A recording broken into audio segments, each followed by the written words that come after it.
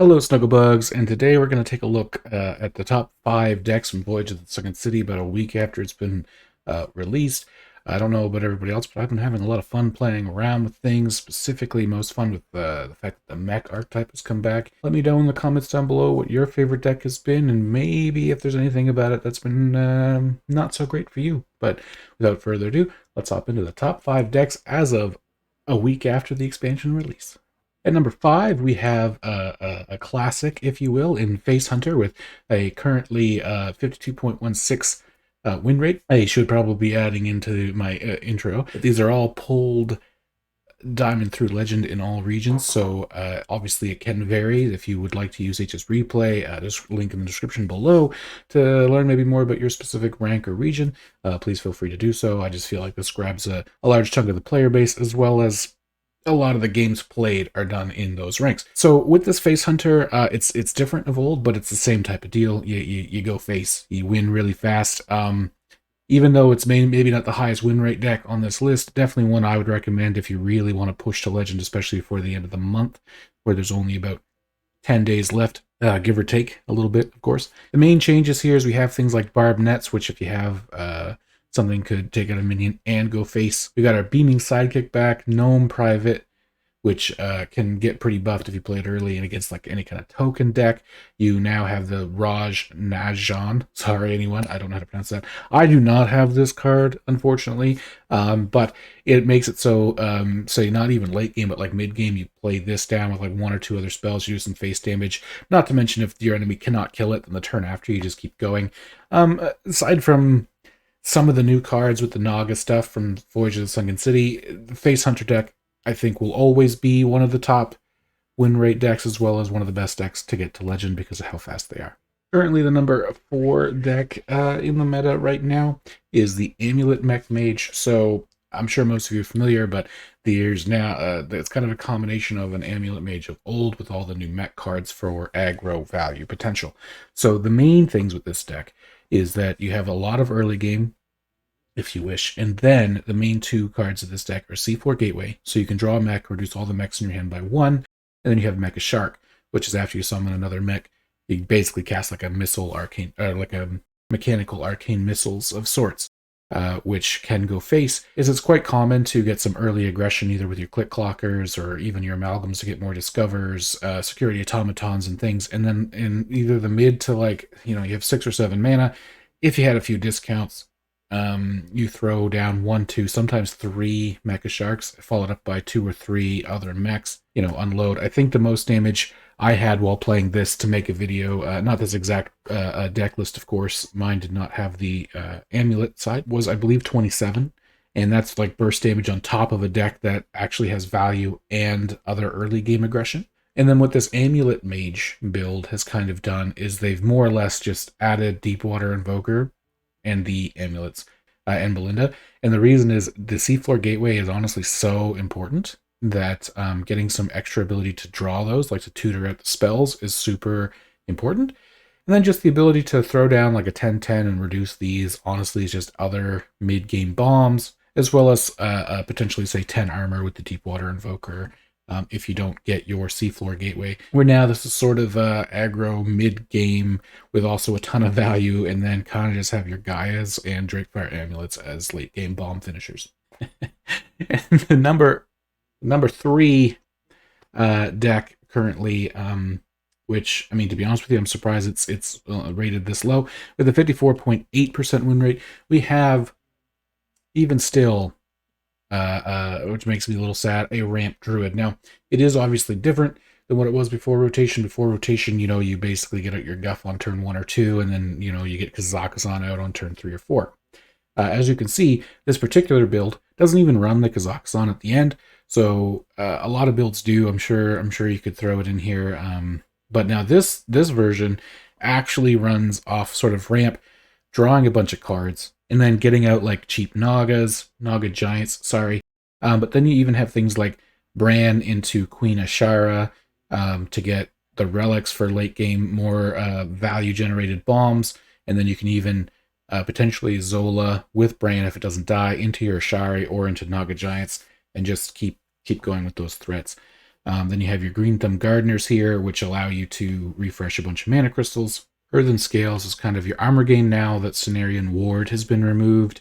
Obviously, it's not quite as much without the Solar Eclipse, but there have been many games that I've played against a Ramp Druid where they quite successfully throw out like a Naga Giant. They Earthen Scales a couple times, or they Moonlit Guidance the Earthen Scales, and they get it, say, 3 to 4 times, and they still can gain 30 or 40 armor. So not quite as bad, but overall, not that I'm excited, not that I'm happy, I should say, that Ramp Druid is still near the top of the meta. At least in my opinion, this version of Ramp Druid feels better. I know people are probably, myself included, are not going to like that I say that, but it does. It feels more like, obviously it's better than Ramp Druid of old, but it feels more like Ramp Druid of old, where at least you do have to Wild Growth, Nourish, and yes, Guff is still really strong. There's a hint at some possible patch notes coming later this week.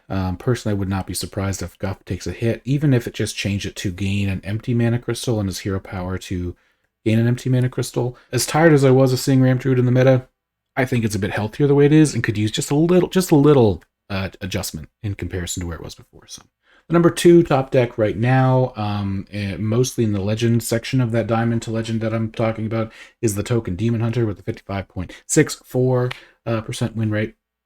And this actually reminds me very much of a Demon Hunter from like when it first came out, where it's just sort of very aggressive, very board spammy, and then they make use of things like this Flag Runner here. A lot of times they'll drop this after they have things like their Battle Fiend and where's the other one? There it is, Battlesworn Vanguard on the board with a couple of 1/1 tokens, and then you play something to try to like get control of the board, so they'll actually trade in themselves voluntarily to buff up this Flag Runner, which then they might have, I think I've seen a 5/6 for 3 effectively that cleared your board because of the 1/1s. They obviously run Drekthar, of course, because they have no higher minions. Purchase for the late game bomb, and then this weapon, honestly, just to help tutor things to the top of your deck, as well as just kind of hit your opponent for 10, trying to get that final damage through.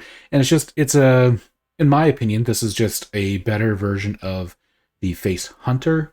I think this Demon Hunter does things a little bit better, but it's effectively the same idea as that deck we looked at earlier. So depending on the cards you have, if you're trying to, again, get to Legend before the end of the month, and you're trying to get there really quickly with quick games, pick the deck you probably have the cards for, but either one of the Face Hunter or this Token Demon Hunter could probably get you there pretty quickly, which leads us into our, probably not going to surprise anybody, number 1 deck, which is the Pirate Warrior. So Pirate Warrior has been, they were annoyingly top of the meta for a while, prior to the raid boss Onyxia's Lair mini set, to the point where it was kind of a running joke on this channel for the first bit. So hope if people watching this have been around since then, you'll probably remember. And even to this day, I still kind of throw out there how good it feels to beat a Quest Warrior, even though before the Voyage to the Sunken City and some of the new cards, it actually fell out of favor and I believe hit like a sub 50% win rate in most ranks. It kind of fell out for a little while, and then they came out with specifically Nelly, the Great Thresher, as a late game bomb, which of course Pirate Warrior, one of its sort of downsides was, yes, it had the unlimited sort of late game resources through their quest, but Nelly just sort of adds that threatening, mainly the potential to get Mr. Smite out of the pirate ship to push that last bit of damage. Since the rotation that this deck is doing better is there's less weapons in the pool for the Juggernaut, and most of the time you get good weapons. Obsidian Smith is really good. Tuskar Trawler. Honestly, the dredge mechanic helps out a lot of these kind of decks because you can sort of, I know you don't draw them per se, but you sort of tutor them to the top of your deck, so you can play around with it and get what you need. And I think because of just those small changes and things like Amalgam of the Deep to actually give the deck value, over just being pure aggression that maybe ran out of steam really quickly, that is what's pushing this deck over the limit, or over the top. Sorry. I love the idea of pirates. Back when they first announced this, I was kind of excited. I thought, oh, good, finally some good or again pirate support. I think Mr. Smite honestly needs the change. Now, The quest could be touched, if you will, but I just think because Mr. Smite can be used in so many different classes, it never feels good to lose to Mr. Smite. You can get Mr. Smite off Juggernaut, off of the pirate ship, Nelly's pirate ship. It's just, I think that's where the change really needs to take place. That card itself just has way too high of a drawn kept win rate in a lot of decks, and that's what I'd like to see changed. Let me know your opinion in the comments down below. Hopefully they make a few, not major tweaks. I don't think the meta probably doesn't need any major tweaks, but a few tweaks might help us calm the ship on the voyage to the Sunken City. I hope using some of these decks, though, could help you in your road to legend for the month of April, if you have not gotten there yet. If you haven't already, like, comment, subscribe, really helps us out. Currently at 82.5% of our viewers that are not subscribed to the channel, and I appreciate everybody who watches. If you do enjoy the content, I would very much appreciate a little click of that red button. It just really helps us out and lets us know that we're doing stuff that people enjoy. It helps us understand what people like, which means I can bring more of that content to you. I hope you enjoyed and have a great day, and I'll see you in the next one.